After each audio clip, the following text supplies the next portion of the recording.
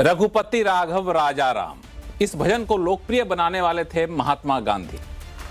और उस महात्मा गांधी के नाम पर जो रोजगार गारंटी योजना चल रही थी, उसकी जगह अब जो नई योजना आ रही है उसका नाम रखा जा रहा है जी राम जी। अब इसे महज संयोग कहें या प्रयोग, लेकिन इस नई योजना पर सत्ता पक्ष विपक्ष में जंग छिड़ गई है। सरकार लोकसभा में विकसित भारत गारंटी फॉर रोजगार एंड आजीविका मिशन ग्रामीण जी राम जी बिल पेश करते हुए इसे पारित करने में जुट गई है। सत्ता पक्ष ने इसे 20 साल पुराने मनरेगा कानून का आधुनिक विकल्प के तौर पर पेश किया है। सरकार इसे गांव के विकास में अहम भूमिका निभाने वाले बिल बता रही है। पिछले कानून में भ्रष्टाचार रोकने के लिए नए कानून की जरूरत बता रही है, लेकिन कांग्रेस समेत विपक्षी दल इस योजना से महात्मा गांधी का नाम हटाने को लेकर तीखा विरोध कर रहे हैं। विपक्षी पार्टी की दलील यह भी है कि नए बिल में राज्यों पर आर्थिक बोझ पड़ेगा और शर्तें केंद्र सरकार तय करेंगी और ऐसे में रोजगार की गारंटी खुद ब खुद खत्म हो जाएगी। किसकी दलील में कितना दम है, आज आवाज अड्डा में करेंगे इसी पर खास चर्चा। नमस्कार, मैं हूं लक्ष्मण राय और चर्चा में शामिल होने वाले अपने मेहमानों से आपका परिचय कराऊं। इससे पहले एक रिपोर्ट देख लीजिए। मनरेगा अब जी राम जी हो गया है, लेकिन इसके साथ ही सियासी संग्राम भी छिड़ गया है।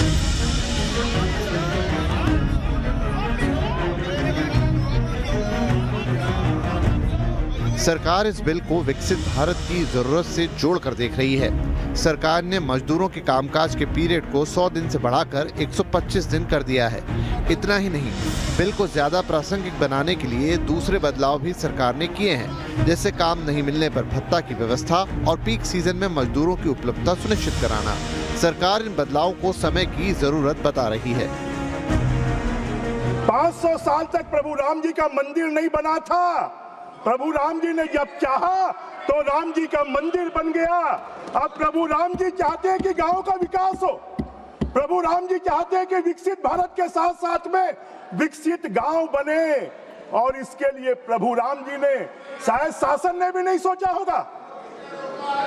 वी का मतलब है विकसित, बी का मतलब है भारत, जी का मतलब है गारंटी और आर का मतलब है रोजगार, आजीविका का मतलब है आर, मिशन का मतलब है एम।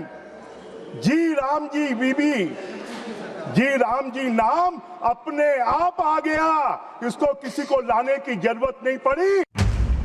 सरकार भले ही मजदूरों के काम की गारंटी देने की बात कर रही है, लेकिन यूपीए के वक्त से चली आ रही इस स्कीम के नाम और पैसे के आवंटन में बदलाव के प्रावधानों पर कांग्रेस ने सरकार के खिलाफ मोर्चा खोल दिया है।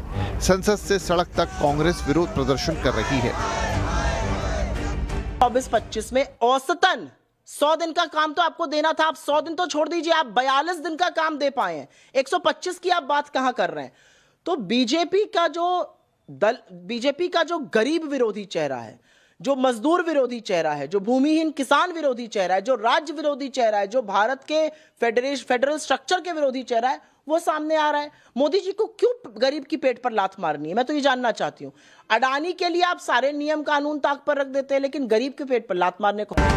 कांग्रेस ही नहीं, इंडिया गठबंधन में भागीदार राजद और शिवसेना यूबीटी, समाजवादी पार्टी समेत तमाम बड़े नेता इस बिल के खिलाफ लामबंद है।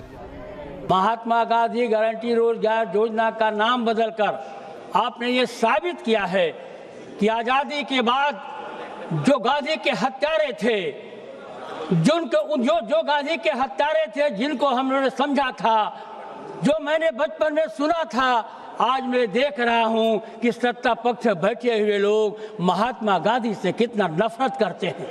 इनको उन सब जनों से प्रॉब्लम है जिन्होंने देश की आजादी की लड़ाई लड़ी होगी और देश में उन्होंने महत्वपूर्ण भूमिका निभाई होगी। उनकी छवि धूमिल करना, 70 साल के इतिहास की बातें करना, कोई इनसे पूछे कि मनरेगा को, चलते मनरेगा के बारे में क्या नरेंद्र मोदी जी ने 2014 में कहा था, वो 2025 में सत्य होता हुआ दिख रहा है कि आप सिर्फ नाम ही नहीं बदल रहे हैं, ऐसे उसमें कानून में बदलाव लाने की कोशिश कर रहे हैं जो गरीब विरोधी है, जो रोजगार विरोधी है। और अब सरकार राज्यों पे ये जिम्मेदारी देकर, फंड डिस्ट्रीब्यूशन की जिम्मेदारी देकर, ये इसको पूरे एक्ट को खत्म करने की कोशिश कर रही है। दरअसल नाम और प्रावधानों में बदलाव के साथ ही जी राम जी बिल अब सेकुलर और कम्युनल के बहस में फंस गया है। शशि थरूर ने भी शायराना अंदाज में बदलाव की आलोचना की तो बीजेपी ने गांधी परिवार को ही लपेटे में ले लिया। अरे गांधी नाम जो है, चाहे वो प्रियंका गांधी, राहुल गांधी, चाहे वो इंदिरा गांधी, चाहे वो संजय गांधी, चाहे वो राजीव गांधी, वही रहना चाहिए। बाकी किसी की उनको परवाह नहीं है, ना उनको बापू की परवाह है, ना उन्हें और किसी की परवाह है। तो इसलिए उनका तो ये खुद की लड़ाई है। तो वो लड़ाई पार्टी तो अब रही नहीं है, एक परिवार रह चुका है। तो उसकी लड़ाई वो लड़ेंगे, वो उनकी निजी तकलीफ है। और जहाँ तक मनरेगा की बात है, जहाँ तक बापू की बात है, बापू हर का है, अकेले इनका नहीं है। अब सवाल यह है कि जी राम जी पर आखिर इतना सियासी संग्राम क्यों? क्या महात्मा गांधी के नाम को हटाना राष्ट्रपिता का अपमान है? क्या सच में फंडिंग के पैटर्न में बदलाव से काम की गारंटी प्रभावित होगी? सवाल ये भी है कि देश में नाम पर सियासत ज्यादा जरूरी है या काम पर? तो इन सारे सवालों का जवाब हम ढूंढने की कोशिश करेंगे अपने खास शो में। और हमारे साथ विशेष मेहमान है, भारतीय जनता पार्टी के प्रवक्ता हैं प्रेम शुक्ला जी, कांग्रेस की प्रवक्ता है प्रियंका गुप्ता जी, टीएमसी के प्रवक्ता स्वयं प्रकाश पुरोहित जी हैं, और सत्य हिंदी के फाउंडर आशुतोष जी हैं, और हर्षवर्धन त्रिपाठी वरिष्ठ पत्रकार कुछ ही देर में जुड़ेंगे। बिल पे एक जेनरिक बहस बातचीत हमने सुना, संसद में भी चल रही है और अलग अलग बयानों में भी आ रही है, लेकिन मैं बिल्कुल 3 हिस्सों में इस पूरे बहस को बांट देता हूं ताकि हम लोग एक एक करके गहराई में जाकर चर्चा करें। पहला जो मुझे लग रहा है सबसे ज्यादा विवाद है नाम बदलने को लेकर के। दूसरा कि फंड आप केंद्र सरकार और राज्य सरकार क्यों बांट रहे हैं, फंड पहले सिर्फ केंद्र सरकार दिया करती थी। और तीसरा जो शर्तें आपने तय कर दी, उन शर्तों के हिसाब से शर्त अगर केंद्र सरकार तय करेगी और राज्य सरकार के हिसाब से नहीं हो पाती है तो फिर रोजगार की गारंटी कैसे रहेगी? यानी कुल मिला के व्यवहारिक तौर पर रोजगार की गारंटी खतरे में है, जैसा कि विपक्ष आरोप लगा रही है। तो शुरुआत नाम बदलने को लेकर के है। प्रेम शुक्ला जी, नाम बदलने की जरूरत क्यों पड़ गई? जी, ये मुझे लगता है कि प्रभुराम जो हैं वो महात्मा गांधी के भी आराध्य हैं। तो स्वयं महात्मा गांधी को अगर ये निर्णय लेना होता तो महात्मा गांधी प्रसन्नता पूर्वक जी राम जी नाम का जो है न केवल वो अनुसरण करते, बल्कि जो है हर किसी से अपेक्षा करते कि वो जी राम जी के नाम पर चल रही योजना भारत को रामराज्य बनाने की, जो उनकी स्वयं की जो है ग्राम स्वराज की संकल्पना थी, उस ग्राम स्वराज की संकल्पना को साकार करने की दिशा में जी राम जी की योजना के माध्यम से ग्राम में भारत को विकसित करने के लिए वो निश्चित तौर पर इसका समर्थन करते। और आप देखें कि किस तरह से आदरणीय नरेंद्र मोदी जी के कार्यकाल में 2011-12 में भारत के ग्राम में अंचल में जो गरीबी थी वो 25.86% थी। वो जो है आदरणीय नरेंद्र मोदी जी के कार्यकाल में 10 वर्षों में 2022-23 में वो 4.72% रह गई।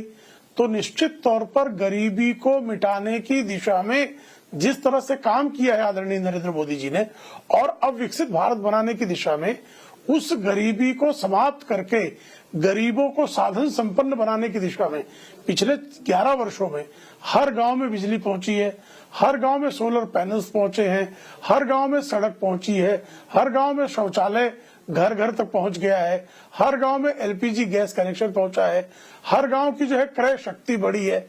तो जिस तरह से गांव को जो है खुशहाल करने की दिशा में काम हुआ है, अब जो है जब जी राम जी प्रकल्प लाया जा रहा है तो इसमें तो जो हमारे ग्राम में रोजगार देने की जो हमारी योजना है उसमें 100 दिन जो आप काम दे रहे थे अब 125 दिन के काम की गारंटी प्रदान की जा रही है।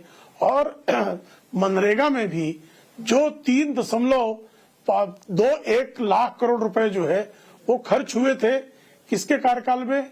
आदरणीय डॉक्टर मनमोहन सिंह के कार्यकाल में, और 8.57 लाख करोड़ रुपए खर्च हुए हैं आदरणीय नरेंद्र मोदी जी के कार्यकाल में। तो ग्राम्य भारत की योजनाओं को सशक्त करने की दिशा में सतत प्रयास करने का काम आदरणीय मोदी जी के कार्यकाल में हुआ है, और उसी को और बेहतर बनाने के लिए, अब फोकस ढंग से काम करने के लिए। जी हाँ। इसमें दो चीजें हैं। आप कह रहे हैं कि राम शब्द का नाम इसलिए लाया गया नई योजना में चूंकि वो किसी भी सूरत में महात्मा गांधी से ज्यादा बड़े आराध्य हैं। दूसरी चीज आप कह रहे हैं कि इसमें गरीबी हटाने मोदी जी ने बड़ा अच्छा काम किया है। तो मोदी जी ने काम किया तो मोदी जी के नाम पे योजना का नाम रखना चाहिए था। नहीं, मोदी जी अपने नाम पे योजनाएं नहीं रखते ना। ये तो सारा काम जो है स्वयं को भारत रत्न देने का जो है परंपरा जवाहरलाल जी और इंदिरा जी पे छोड़ दिया है। स्वयं को भारत रत्न जवाहरलाल जी दे सकते हैं, इंदिरा जी दे सकती हैं, मोदी जी ये काम नहीं करते जी। चलिए एक आखिरी मुद्दा आपसे मोदी जी पूछता से हूं। अपेक्षा नहीं की जानी चाहिए। हाँ बिल्कुल, ये आपने अच्छा क्या क्लैरिफाई कर दिया। एक चीज और, जो सारे बदलाव आप कर रहे हैं नए कानून के तहत, वो सारे बदलाव पुराने कानून में रहते हुए क्यों नहीं किए जा सकते थे? देखिए, चूंकि 2005 और 2025 में ग्राम्य भारत की स्थितियों में व्यापक परिवर्तन हुआ है।